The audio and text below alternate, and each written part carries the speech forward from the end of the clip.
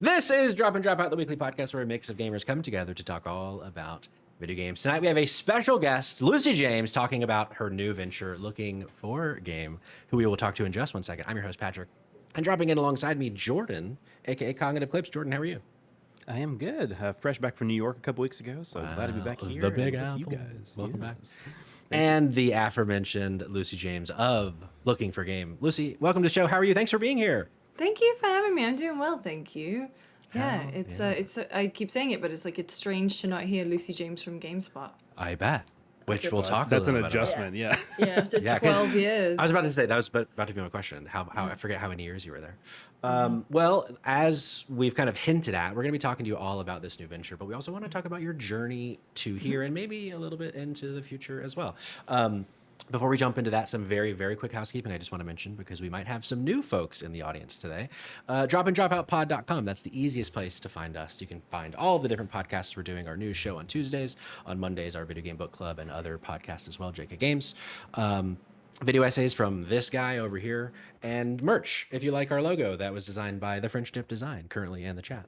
And we have a Discord, which you can join from dropinDropoutPod.com as well. If you're here because of Lucy James, you will probably enjoy being in the Discord. We like to talk about all the things that I think Lucy typically talks about on the internet. Lucy, before we jump into your story, your new company, in case there are people from our audience that don't know who you are, what's the pitch? Who is Lucy James? Tell us Why is Lucy James? Oh, a big question. How Yeah. How it is is. Lucy James? Yeah. Why is Lucy James? Yes. So yeah, hi. I worked in games media for over 15 years, originally from the UK, and then I was predominantly, people probably will know me from GameSpot, and so I was there for 12 years. I was first an intern in 2012, and then I worked at a TV company called Jinx, with a G, not to be confused with the clothing brand, for a couple of years. Yeah, and then I came back, and did my stint at GameSpot, and I also co-host the Friends Per Second podcast. I've co-hosted Summer Game Fest with Jeff Keighley a couple of times, and yeah, I'm just a woman about video games, I suppose. I'm just all in them, and now I'm doing a bunch of panel hosting on top of my new venture, which is Lookingfor.game. So it's a newsletter where I send out recommendations for indie games to play, and send out demo keys and links to demos and stuff, so that you can sort of like get your hands on them and try them out. I love that. And Sir Dr. Jame in the chat. Wait, who is this Patrick guy? I'm just here for Lucy. Shut your mouth, Jordan, with the jokes. I want to start from the beginning. So that now that we know who you are, in case we didn't, I would assume, like myself, like Jordan, you've been playing games from a pretty young age. It's probably safe to assume. Do you remember like that first? What was the game that got you in? That brought you in? It was like, ooh, video games are the thing. So there's sort of a different one. So I remember playing some Sega with playing Sonic the Hedgehog and not really getting it because I don't think I had the motor skills at that age, and so that was at like a friend's house, and then another friend had Mortal Kombat, which we were definitely too young for, and then it was my dad, really. So my dad is always into technology, and he always has to have sort of like the latest thing, and he got into PC gaming a little bit in the 90s, and so we would be playing Doom and Quake and Tomb Raider, and I remember he bought a new PC for Worms once because like the version of Worms that he wanted didn't work, and then he was still is into Myst and Riven and those kind of puzzle games, and so it was really sort of like playing games with my dad, and then my sister had a PlayStation 1, so we would play a bunch of like character platformers, the Croc and the Spyro and the Crash, and like sort of those colourful characters sort of became ingrained in my mind. But like in terms of my journey as a gamer by myself, it would be when I got The Sims, which would have been... I didn't get it right from the jump. I got in with the first expansion pack, so I can almost say, 26 years of it. Yeah. Which is quite scary to think of. And then as well, I got my PS2 pretty much at launch, and then from there it was just all downhill from there. Sure. The Sims, a gateway drug for sure. I wish I could count the hours. It's like so many times. I don't want to. I see. I do. Like, people are like, oh, check the Steam count or check how many hours on PlayStation or whatever. It's like the games that I really sunk into, we'll never know. Because Do you the also thing remember- is you just had like school holidays and stuff, and you could do it. Yeah. Whereas now, I don't know. I have responsibilities. I've got to like cook and stuff. Oh, I know. So It's the you worst. know, Give do Jelly work. some asthma medicine. Yeah, yeah. Right, I'm goodness. watching her. She's fine. But no, the same sort of thing where it's like I would love to know when you die. It's like, what's the stat that you want to know? It's like, I want to know how many hours I put into The Sims 1 Ooh, sure. and 2. I want to know who killed JFK, but I think that's a better one. Is how many hours we played. It's a top 3 for sure. Oh yeah. Do you, Yeah, maybe. do you also remember the cheat code for the infinite money? Well, there was different ones because there was Motherload, which gave you 50,000, and then there was Rosebud with the It was like the semicolon, comma Semicolon, situation, right? yeah, and something then weird. the one that I always remember is like bullprop testing cheats enabled from Sims 2, which is how you would basically do all the fun stuff in The Sims 2. That's right. That's right. Yeah. Because The Sims 2 is the one that I played the most of, Yeah, for sure. I think it's the best one. Like Yeah, I easily the agree. best one. And Have you touched the re-release at all?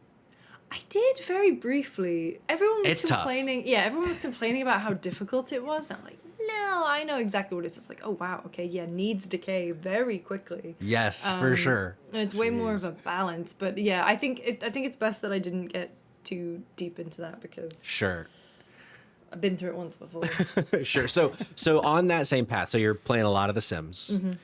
When you start, you go into university and you decide you want to write for Leeds. What was it? Leeds. It's called the Griffin now. The Griffin which- now. Leeds student, right? Yeah, was what it Leeds was called the other student day. newspaper. What was was it that I'm playing so many games, I want to write about it at university, or was it like I am aspiring to be specifically like a games journalist at the time? That's the thing is that I wouldn't even say I was aspiring. I think because I was writing for a couple of websites at that time. There was one called Robot Geek. I think we still have a Steam group. I'm definitely still Whoa. I'm still mutuals with a couple of folks from there. And 7-Bit Arcade, again, still mutuals with a bunch of people from there. So those are sort of like British websites back in the day. And that's how I got to discover that there was things like Games Press, like the website where you would go on, and then N4G, if you remember that one, which is like, I'll upvote your article if you upvote mine, like this weird little network. And I didn't even think or know that, review code was a thing. Sure. And you could get stuff early, and then started piecing all that together that people actually worked at outlets. And so I can't remember. I think I must have done the lead student stuff. Okay, I can place it exactly because I remember writing about Undead Nightmare, the Red Dead Redemption DLC. Yeah. So whenever that came out, which I think was probably around Halloween 2011. 2011-ish? Well, it could have been 2010. I don't know because it was May 2010 when the full game came out. Oh, so it would have been the next year for sure. Yeah, because I was going to say, I was like, Rockstar doesn't release stuff No. that quick, even back then. And so, yeah, I remember writing, and then I did my internship at GameSpot in January 2012.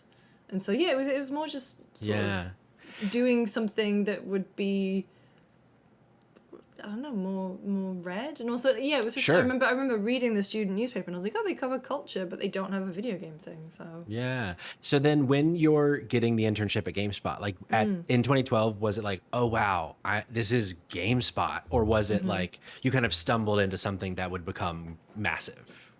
It was, no, for me back then it was GameSpot. And, you could tell because like back then there was an internship program. You would be there for a month. And just work, and my first day, I remember they were like, do you want to learn how to edit video? We could do that. And then I was writing up news stories. I wonder if they're still there on the site somewhere. They probably wouldn't be accredited to me because I think when I joined as a full-time member of staff, I had a different GameSpot account made. But yeah, I was writing up sales figures. Whoa. The most exciting news stories. I was right. writing up sales figures, and then I was doing, what did we call it? It was like wraparounds or something, where it was you would play a game and chop up bits of gameplay and write little bits and then put a video and then write little bits and put a video. And it would just be here's all the gameplay. I don't know. Sure. And so I was doing stuff like that, and then on my second day I went to this EA preview event and I got to play Mass Effect 3 for an hour from the very beginning. Wow. Which was awesome. I think it would have been Dead Space. There was a Dead Space there, I think. 3 maybe? Yeah. Potentially? Yeah. And so that was sort of my first foray into it, and I was like, oh, I've got to keep doing this. This is cool. So then from there, with the internship, how many years was it, or was it years when it was like, okay, now I'm going to move to the States to go to GameSpot there? So I worked at Jinx from September 2012 to end of June 2014, and then the 7th of July 2014 is when I worked at GameSpot in the UK, and I was there through September 2018. So September into 2018 is when I moved, and yeah, I've been over in the Bay Area ever since. Yeah. And so I think a lot of the folks that are here, they know a lot about your time at GameSpot, so we won't linger there. But I am curious because, like, before you left GameSpot, and you have hands in many pies. You got Friends Per Second. Perhaps too many. Well, that's kind of my question is you have GameSpot, you have Giant Bomb, you have Friends Per Second. Is that, from your perspective, do you feel like kind of the landscape of games media today kind of requires that many hands in pies, or do you think, and like, is that part of the reason why Lookingfor.game came about, or was that you just like were excited by so many things that you wanted to be a part of? Like, what was the juggling there? So I'll take Friends Per Second first, because that was more of an organic thing, which was just one day I got a DM from Ralph Skillup, and we were mutuals, but I honestly didn't really think he knew who I was. And he basically did the Nick Fury, I'm putting together a team. Yeah. And so he'd asked Jake already, and he asked me, and then, you know, we were working with Gerard back then, and so that was 22 or something, and so that's how that genuinely came about. It was Ralph's brainchild, and then the more we met online and the more we hung out. Never played games together, by the way. I think we've only ever played we've only played 2 games together, and they were Marathon and High Guard. Oh boy. So we don't exactly have the highest we need to maybe work on that. I keep saying we need to play like Big Walk or something. And so that's how that came about. And that was just honestly just nice to have something that was mine outside of work. And with GameSpot and Giant Bomb, so it was honestly like we were in the same building as them. We didn't really interact that much. Okay, interesting. But then it was sort of like we just sort of all did start talking and hanging out, and the more I was hanging out with like Baclar and Jan and Ben and everyone and Brad and Alex and Jeff and like everyone was just like, oh yeah, let's do more stuff. There was always this sort of like a weirdness with GameSpot maybe where it was like, oh, they're doing their thing, we're doing our thing, and never the two shall meet. But I think there are people like, Danny O'Dwyer, Mary, and Mike Mahardy who, like, definitely broke down those, and Peter, like, broke down those walls a bit. And I think coming in as sort of the newer blood at GameSpot, you felt like, oh, you can't talk to the Giant Bomb guys because they're, like, the guys. Sure. And then you talk to them and you realize that they're just normal human people. And most people often. Yeah, and you all get on and you start doing... like doing Giant Bomb at night and, being asked gradually to be on podcasts and things. And then, obviously, Jeff Gerstmann leaves Giant Bomb, like all the rest of the guys do as well. So you got, like, Brad and Vinny and Alex have all left. And so, certainly from, like, Giant Bomb's perspective and parent company, I forget which parent company it was at that time, could have been Ren Ventures, I don't know, I don't like to think about them. Sure. But they were like, hey, fuck like, a parent company. Well, fuck that one in particular. And like they sort of like, hey, let's we have the opportunity now to do something new with GameSpot, and they asked if Tam and I wanted to be a part of it, and we had Jess back then too, and so it was sort of like breathing life in, And when we got obviously Grub joining and Dan Reichert coming back, and so it did feel like this like great moment to do something new. Yeah. Then it became sort of like more of a, not an issue, but it was like I think that by the end, like, GameSpot didn't really know what to do with me because I did have fingers in so many pies, where it wasn't like I can carve 2 of my days to be with Giant Bomb and 3 of my days to be with GameSpot. There was never anything sort of strictly like that. And so for a lot of it, I was just sort of making my own schedule. Sure. So then I was like, all right, I'll do this and that. And then with everything last year, when when Giant Bomb sort of left, there was, not from them and certainly not from me, limits on how much we could interact. That's all changed obviously now. Sure. That person was no longer with fandom. I'm no longer with fandom. Sure. But it was very weird to be, all your friends are going off and doing something and you want to support them and hang out with them and stuff, and it was literally like, no, you can't do that. Yeah. Oh, that's such a shitty experience. Yeah. Yeah. So then with that, so with hands and pies, many pies, at what point, to start leading into the looking for game conversation, at what point is it, okay, I want to build my own thing, and how does that idea come about, essentially, with looking for game? So I think a couple of years ago, I just did start feeling, so there's sort of 2 sides of it, really. One of it was I was on a work visa, and I was working at a place that was undergoing constant indiscriminate layoffs. And, there would be such living with high anxiety of, oh, it's January, it's time for the cuts. Sometimes there would be extra ones in October. Sometimes there'd be extra ones just like when you least expected it. Jeez. And just trying to exist with that. The visa that I was on was, if you don't find a job within 60 days, then you're out of the country. And that was incredibly stressful. I'm sure. I didn't want to live like that anymore.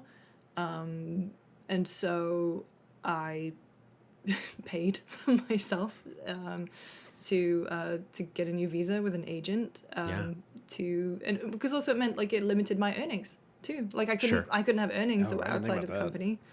And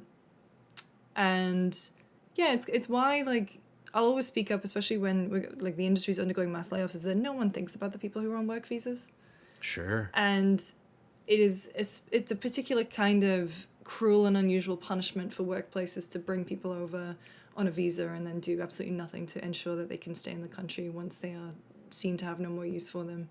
And it's something I feel very passionately and strongly about because it sucks and I've lived it and a lot of my friends have lived it.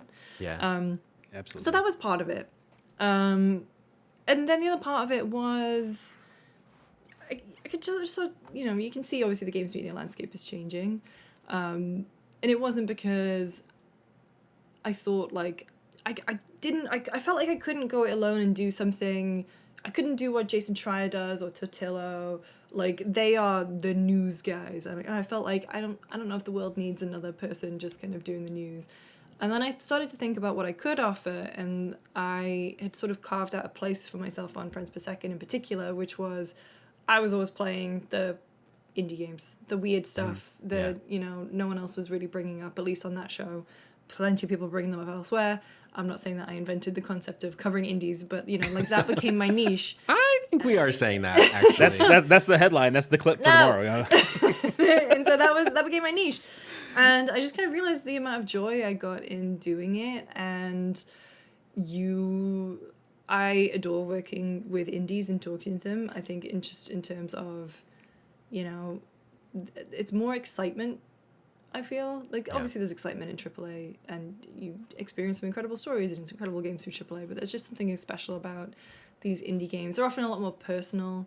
And, it just felt sort of like a place I could move into, because I would always have Friends Per Second where I could cover AAA, and I'm still doing that. Yeah. And then I started to think about, who I could ask for advice and who would be interested. And so that's how I was talking to Jeff, and he had obviously already invested in the game business. And so he was like, hey, if you want to, do this, I'll support you in it. And Yeah. so it Awesome. took, and so I was, that was a huge relief, and super grateful to Jeff for everything. But like the fact that I got to really fully announce it on stage at Summer Game Fest, the fact that I could co-host Summer Game Fest at all, let alone twice, and the fact that he let me just kind of talk about it on stage, and like he doesn't get enough credit for sure. the stuff that he does, and in particular like so I've been very fortunate. And then our partnership with the Player.gg guys over at First Look, and that's been incredible because I'm so used to like GameSpot was running off an old CMS. It was held together by duct tape, and then they moved over to WordPress, which is a huge. That's the thing. It's like it feels weird seeing a website celebrate moving to a different CMS. Yeah. And then you kind of, when you work there, and you're like, oh my god, oh wow, it's not gonna crash when I put something in it. Like, huge. It has basic features, finally. Yeah.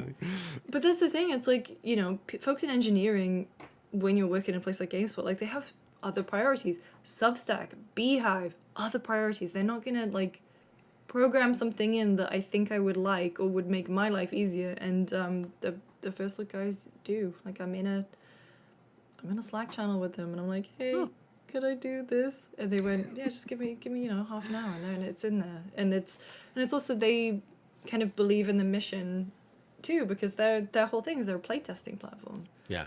Really, like they work with studios to get their games in front of people who are going to enjoy them and give feedback on them. And so that's not too different for getting demos in front of people. And it also just means that I'm talking to people who understand the landscape, and it makes just a world of difference. Like they're all gamers, and so it's worked out very well. Touch wood. I'm sure. Very nice. I wanted to jump back to the the SGF co-hosting and your partnership with Jeff Keighley for a moment, because there was something I noticed that was both in Jeff Keighley's opening speech for this year and also in that initial newsletter from Lookingfor.game, which both of those were about 2 months ago. It's been about 2 months for both of them, not mistaken. But both you and Jeff. Yeah. Congratulations. The 5th. Wow. There you go. You both mention the number of titles that are coming out per year, especially on Steam. Yeah. And you also both mention the issue of discoverability. Jeff saying that SGF and shows like it help promote discoverability, and you kind of mentioning how broken it is. So, I mean, I'm led to believe, I'm inclined to believe that's not a coincidence, that you're working together on these things and these topics are coming up for both of you. So, like, is that kind of how it developed over time? Was there like a moment of inspiration during the planning stages where you both kind of had to, actually, these are the two things we want to focus on for these, projects? I think for me, it was more just like, it was just these indies that are just not getting enough love. And when we were talking, and he's the one who suggested First Look because he was familiar with their work and stuff. And so, I absolutely credit him with that move, which I think was the best one. But in terms of like indies, it was always something that I was passionate about. And he obviously, if I think my inbox is bad, and I've been emailing with you. You have seen how sometimes I'm like, oh God, I know I have an email about this somewhere. I cannot even imagine what his is like, because getting in those shows, he's so right. It is a huge boost. Like it is millions of people, millions of people's eyes and attention.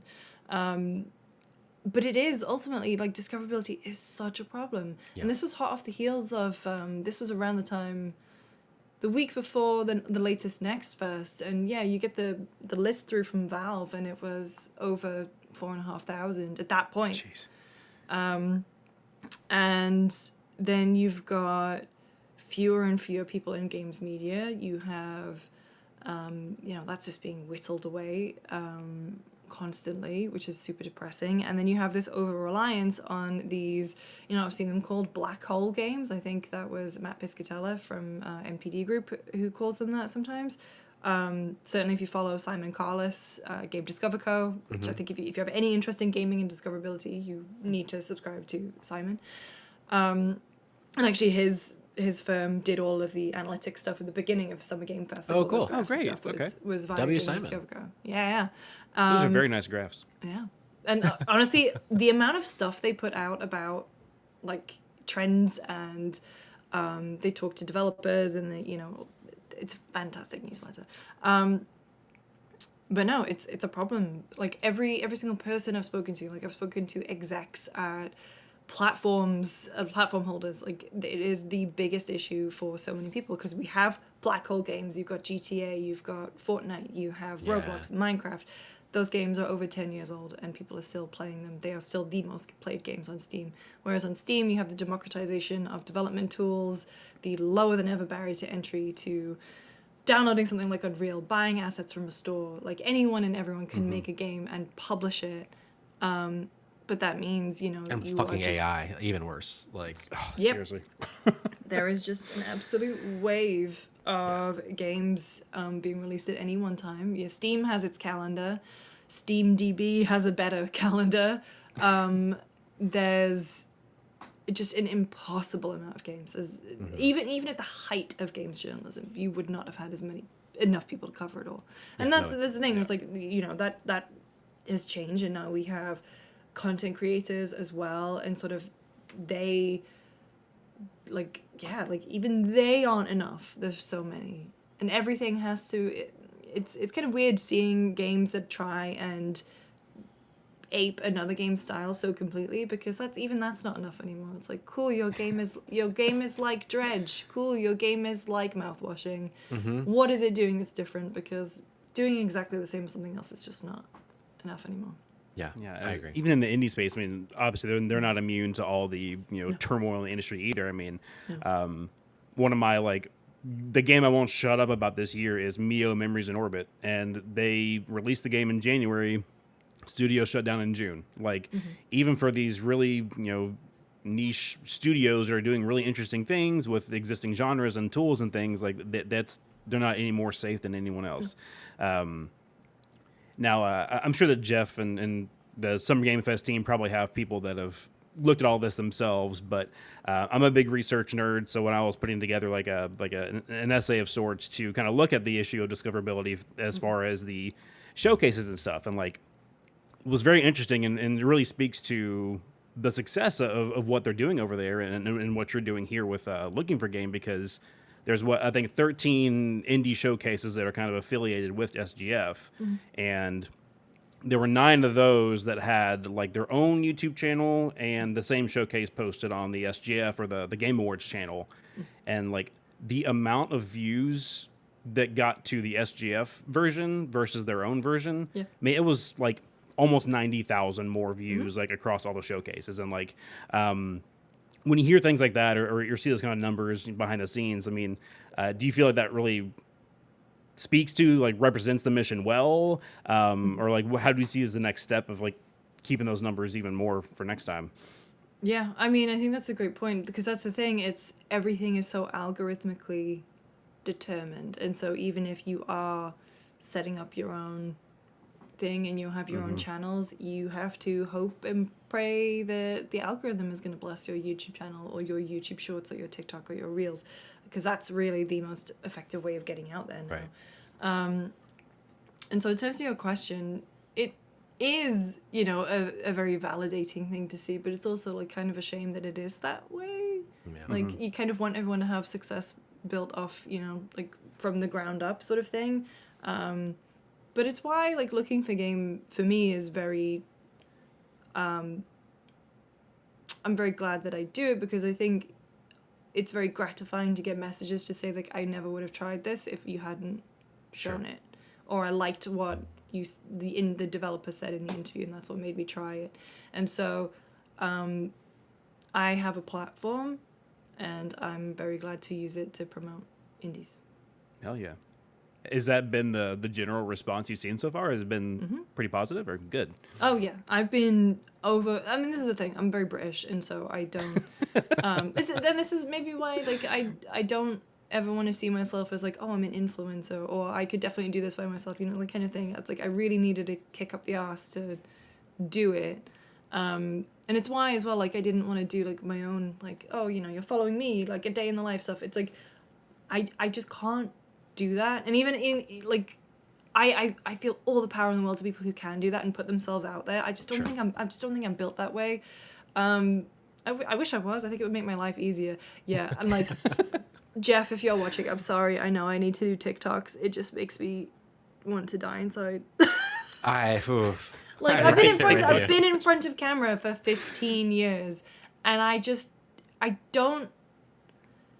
can't think that way. And so that's my next thing. That's the next thing we're ramping up is actually doing more content, because it is valuable.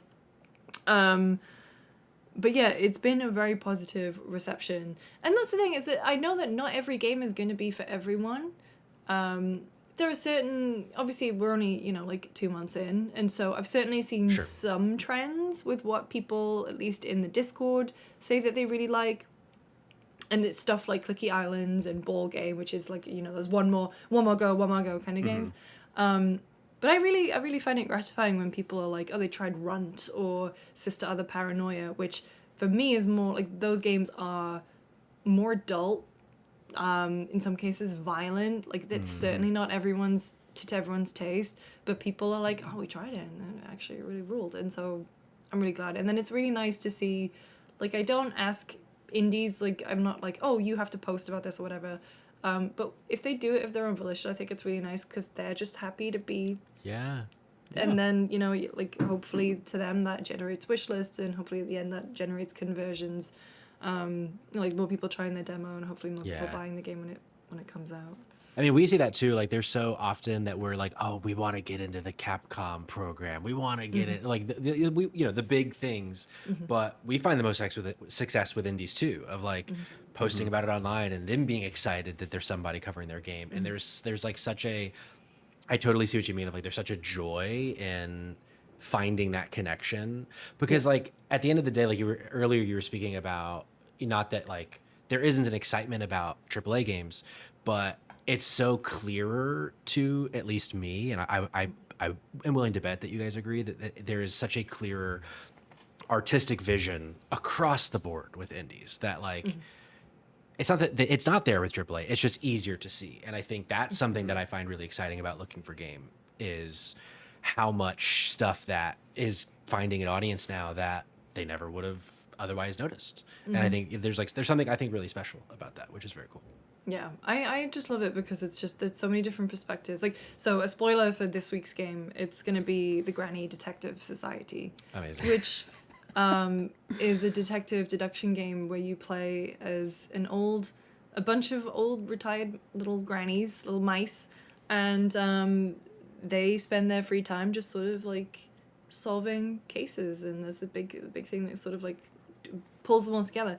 But I was playing the demo, and the thing that I really enjoyed about it is that it's like the first granny, Madeline, she's talking about the fact that, life has gone on. She doesn't have work anymore to sustain her. She doesn't have a partner. She never got married, never had kids.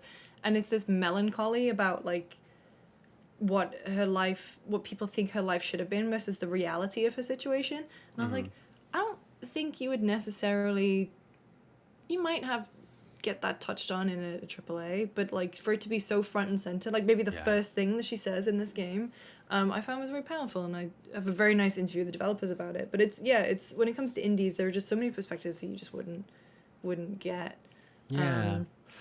A follow-up with that, like, so there's something that our audience often is, I wouldn't say arguing about, but there's sometimes it feels like either the goalpost is moving, or sometimes it's hard to nail down like what is an indie game. I think there's a lot of like people, and it's like it's such I've gone 2 months without having to answer this. Oh no, are we the first? Yes.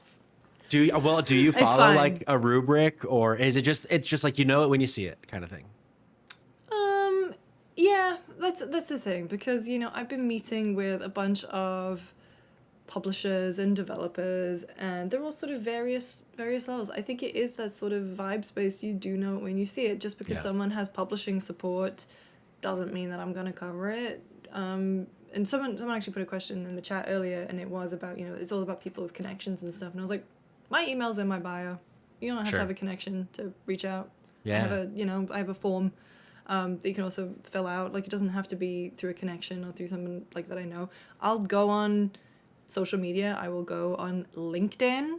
I found a cool game that they're like, oh, we're not even thinking about stuff until coming out until 27, but it's like, you know, I will actively reach out and make the connection there. I don't know you. Like, Sure.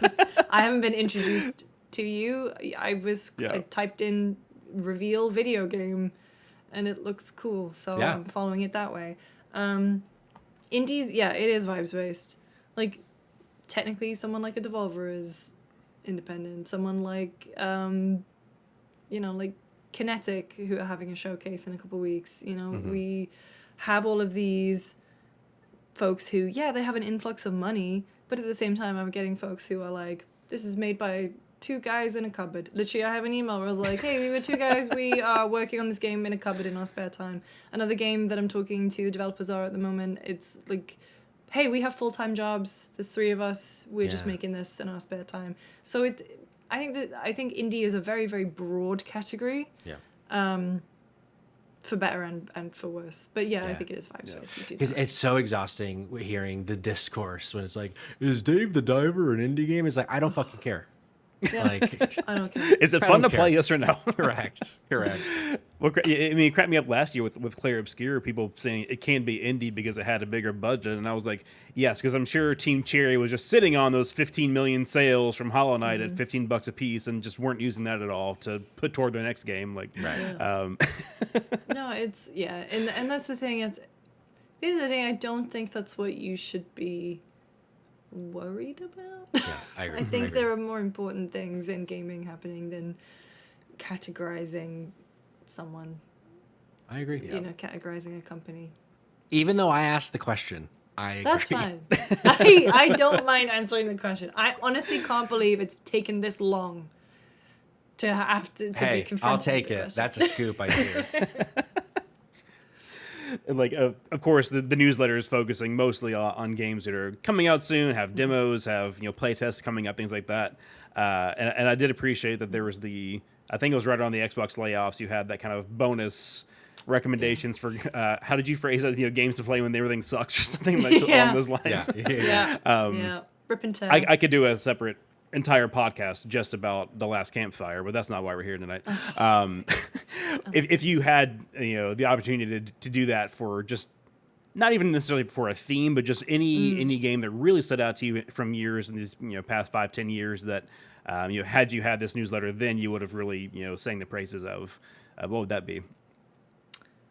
I mention this game a lot. I do think that if I had the newsletter when And Roger came out, I would have been even more loud about it. I think it's truly an incredibly special game, and not to be all, I studied psychology, but I did study psychology, and hey, me too. and so that was my degree, and so if I could have imagined back then the power of being able to play through something like And Roger and using that as a way to, I'm not going to spoil what the game's about, but to explore the emotional and physical effects of that, I don't think I ever would have believed in it. It kind of reinforced in me that video games are such a powerful storytelling tool. And it's been, that in particular was the game that I got the most sort of like, oh, thank you, Lucy, for recommending this. I'm crying. Sure. One of those. But also, so that one, Last Campfire for sure. Duck Detective, I think, is a really special game. I think they're so good. But the thing is, as well, is that I also play so many, so I'm gonna bring up my Steam. The live scroll, it's happening. Well, this is the thing. It's While you're scrolling, can you just confirm is that email that we were communicating with, is that where I also send my therapy bill for playing And Roger? Yes, please do. I downloaded QuickBooks yesterday, so now I think I can put it through. Even something like Titanium Court came through. Death at Fleming Manor. Where's that one? I'm excited for that one. I'm just sort of going through because I have so many but even playing games early, like something like Your House, Is This Seat Taken? They all just have these. Yeah, they all just have these really great demos, and you're oh, what's going on? What's that? What's this Demonology. Demonology is a wild one. It came out in 2024, and Oro Interactive is the publisher, and I think that was one of their first games that they ever published. Let me scroll back. It was their very first game. And then they published recently Mole, which has gone crazy. They're doing Machine Party, which has gone crazy. And they're doing Casualties Unknown, which had an enormous demo. And so it's really fun just to kind of go back and see even these publishers who are like, oh, what were you doing a couple years ago? Because now, like, some of them have an incredible eye. I'm also, like, kind of cagey when people ask me what I'm playing because I'm in a very fortunate position. And Kayla actually asked a question about to bring in Kayla's question. The curation process.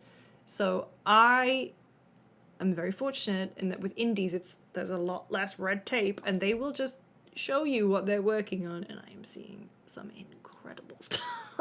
Well, tell us everything. No, I cannot. Yes, of course I cannot. But that's the thing where it's like, they just want to show you and talk about it. And obviously, a lot of cases there will be a publisher, and it's like, okay, we're gonna have a beat here. Something like, Next Fest is still very important, but people want to have beats outside of it because it's a bit of a crapshoot. You better hope that you get, you are favored by Gabe. But no, that's the thing. It's like when it comes to indies, it's just there are so many good things. Yeah, and for sure. I would say if you were interested in the space, it will follow, like the IGF. Awards, they're always at GDC next, but when they release their nominees, it's like that's where Titanium Core came from. That's what, like, Consume Me was in there. Day of the Devs is also just like these key places, and hopefully Lookingfor.game will be regarded as one of these as well. But it's like there are so many points throughout the year to see these games, and sometimes, like in the case with Consume Me, I saw that in 2018. I went to Day of the Devs, and it was the first time I'd moved to San Francisco, first time I'd ever been to Day of the Devs, and it was in the Alamo Theater, the Alamo Draft House, and I remember seeing that game, and I could never remember the name of it, and I was like, oh, it was so cool, I really love that. And then, look at it, and last year it just won a bunch of awards. It won the, I think it won the Seamus McNally, or at least it won a bunch of awards at the IGF awards. That's awesome. Yeah, it's really cool. It won 3 at the Games for Change Awards. That's where I was in New York for that, and she is so funny. Like she's great. Oh my god, I interviewed her at TGA's for the GameSpot show. Ooh. And she is. Sounds like we need to get her on the show, Jordan. I think. I don't know. She also posts every day. She's like, I'm gonna post every day until my game hits 1 million. Oh hell yeah! And she's on 300. 300 something. She's on this today. Yeah, well, not far. This sounds like a job interview question, but this is your job now. Looking ahead 5-10 years with Lookingfor. Oh boy. You already mentioned that you want to start getting into TikTok because Jeff is saying that you should. No, Jeff is not saying that I should. I'm saying that I should. Well, sure. We can. But also, Jeff, just though. he's just he honestly, to work with, he's an absolute dream. Like, I believe it. He's so trusting. Because that's the thing. It's like I've come from a place where I've had bosses and I've had layers of management and stuff, and now it's just me. And he's like, do what you think is best. Like, what do you want to focus on? And so that's been great. But I'm also very internet literate, and I know, unfortunately, the power of short form social. Well, when Jeff responds to our email to come on the show, I will ask him for his side of the story.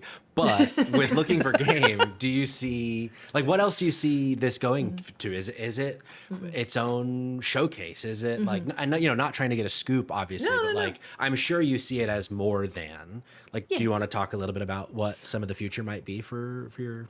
So some of the future, I have various sort of disparate ideas and plans. Obviously, right now, the past 2 months have been, I had 4 days between leaving GameSpot and announcing it, at least, because I announced it on the Monday the 1st, and then I had a first post go up on the Thursday, and then we announced it on stage on the Friday.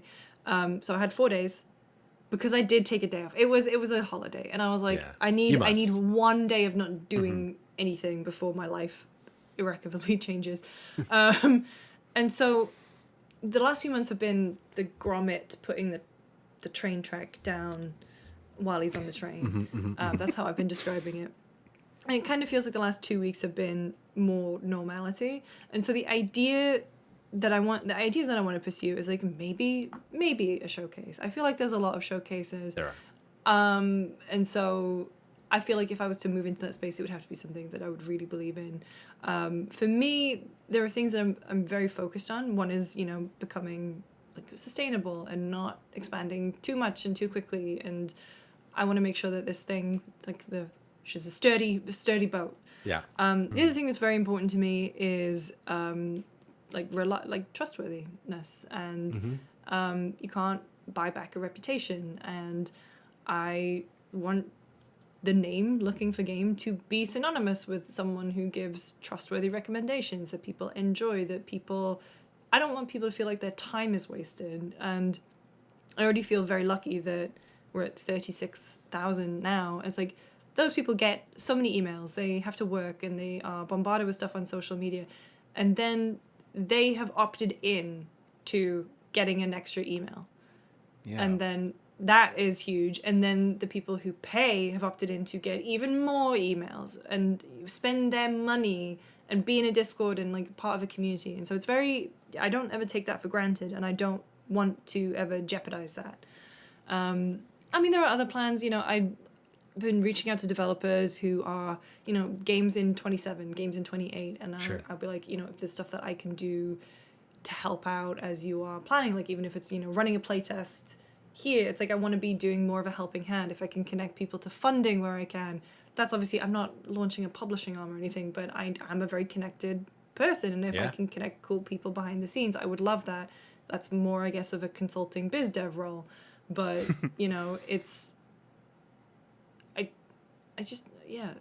I don't see the need to be gatekeepy, and I think that has shot a lot of AAA in the foot. And so, I just want to help continue. Yeah. That makes sense. Because also, like, with being, now you're a sole prop, you're your own business. Of like you gotta diversify the portfolio. I was gonna say, hey, next week's game is gonna be QuickBooks. I've been spending a lot of time in it recently. Right. QuickBooks, and you need a budget, but no, it's newsletters as well. Is that I joke like, oh, I'm starting a newsletter is the new I'm starting a podcast, but it kind of is. And I love it. I love the newsletter scene. I'm subscribed to a lot. It's actually how I consume a lot of news these days. I have an RSS feeder because I'll never let that go. But then, everything else is just sort of like I'm waiting for Jason Schreier or George Osborne, or not the UK politician George Osborne. Like, of course, no. The good George Osborne. Yeah. I'm not familiar with either one, so continue. Video games industry memo from George. Places like gamesindustry.biz, Game Discover Co. I will. Gotcha. Okay. Yep. Shout out for forever, and Patrick Klepek. This Week in Video Games, like all of these places that I sort of I am pickier about where my news comes from. And I trust these outlets, and I hope people have the same trust with. For sure. Yeah.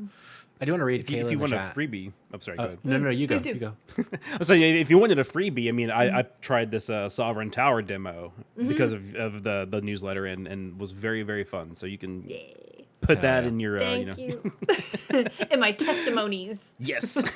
There you go. I'm very glad you liked it. I adore that demo, and I think the full game is out tomorrow. Or the 17th. Soon. I remember being it's soon. Very soon. Yes, what a fun mix of a lot of things that I love in that. Yes. Kayla Chat said, so cool, by the way, that you're out here pursuing your dreams as a woman in the game sphere. It's very inspiring to me, so thank you. Thank you. Out here inspiring women like Kayla and men like me and Jordan. Squanky Joinkers in the chat, one of my favorite usernames. Where does being fricked by the Astro Goblin crew rank among your career or life highlights? Oh, an absolute highlight. So Charlotte messaged me and she was like, hey, do you want to come on Astro Goblin? And I was like, yeah, whenever. I haven't seen you all in forever. I would absolutely love to. Hi, Jellybean. And then I log on and they were like, yeah, we have an idea for you. We're going to turn you into Babu Frick. Yeah. And I was like, you know what? This is great. Like, I cannot believe how good Charlotte is at Photoshop. Like, it's actually scary. I think we only recorded for about an hour. And it was so funny, and they're all so quick, and also the same as me. Like they all have the vocal stims, and like just the intrusive thoughts, and they'll just say it, and it was so funny. Like my stomach genuinely hurt after filming that. It was such a highlight, and no one else is doing it. Yeah. No one else is doing it.